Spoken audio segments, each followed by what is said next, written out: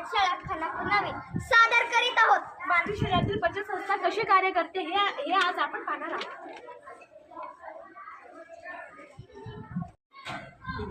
मी आहे जठर. अन्ननलिकेच्या मोठ्या पिशवीसारख्या भागाला जठर असे म्हणतात. जठर ग्रंथीमधून जठररस नव्हतो. जठरात आलेले हे अन्न मिसळले जाते. हायड्रोक्लोरिक आम्ल, पेप्सिन, म्युकस हे जठररसाचे मुख्य 3 घटक मिसळून आम्लधर्मी अन्न तयार होते. जठरात मुख्य प्रथिनांचे विघटन होते. खाल्लेल्या अन्नात जठरातील 5 रस मिसळून तयार झालेले पातळ मिश्रण लहान आतड्यात हळूहळू ढकलले जाते. मी आहे लहान आतडे. लहान आतडे सुमारे 6 मीटर असून प्रामुख्याने अन्न पचन व शोषण होते. लहान आतड्यात तीन पचीकरण असतात. अन्न पचनात पोषक पदार्थ रक्तामध्ये मिसळतात. मी आहे मोठे आतडे. मोठे आतडे यांची लांबी सुमारे 1.5 मीटर असते. मोठ्या आतड्यामध्ये फक्त पाण्याचे शोषण होते. मोठ्या आतड्यातील सुरुवातीच्या भागाला अपेंडिक्स हा छोटा भाग जोडलेला असतो.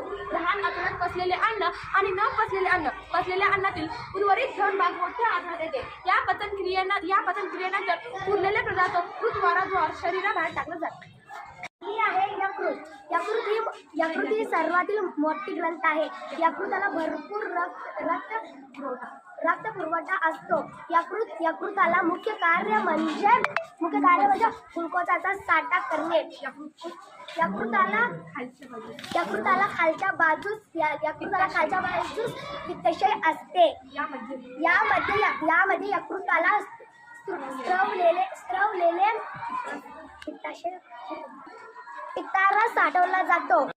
कान शिळाजवळ आणि घसाजवळ जिभेखाली असलेल्या वेगवेगळ्या ग्रंथीमध्ये लाळ तयार होतो.